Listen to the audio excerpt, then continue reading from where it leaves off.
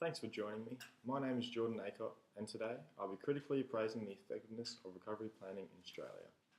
I'll provide evidence from Australian scientific case studies that support the notion that whilst recovery plans are important for species conservation, their overall long-term effectiveness is yet to be seen.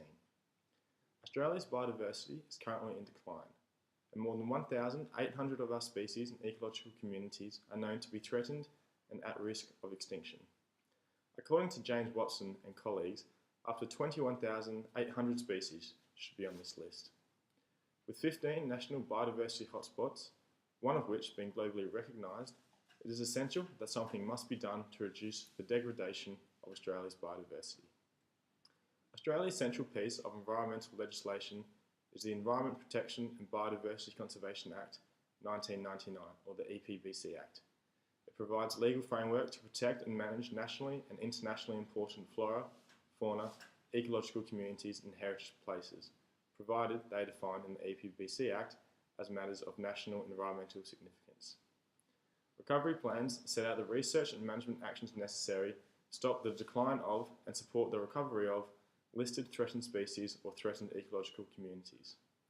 The aim of a recovery plan is to maximise the long-term survival in the wild of a threatened species or ecological community.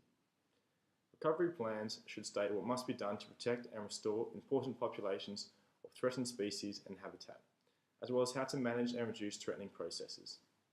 Recovery plans achieve this by providing a planned and logical framework for key interest groups and responsible government agencies to coordinate their work to improve the plight of threatened species and/or ecological communities.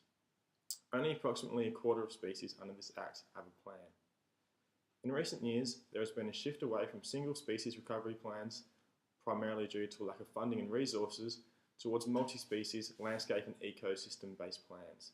This shift is not necessarily a bad thing, as it considers interspecies relationships and pivotal ecosystem processes are less likely to be left out.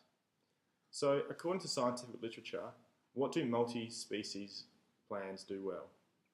They identify species vulnerable to extinction, they identify key threatening processes, they facilitate research and management actions to prevent further species decline, they increases community and stakeholder awareness and interaction, they are the most cost effective, promote broader conservation thinking, avoids threat and management duplication, reduces potential conflict between species management.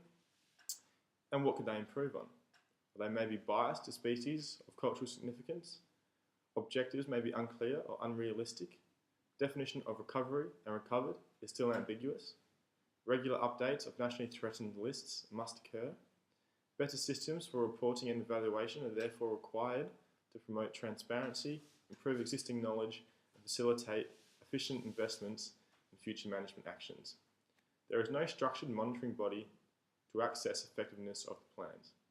According to Bottrill et al., the presence or absence of a plan has no significant effect on whether a species was improving, stable, or declining. Status change may simply be due to increased surveying.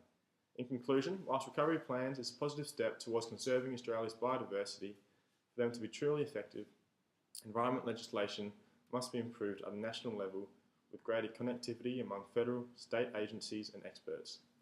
In addition, planning needs to be supported by adequate resources for implementation and evaluation.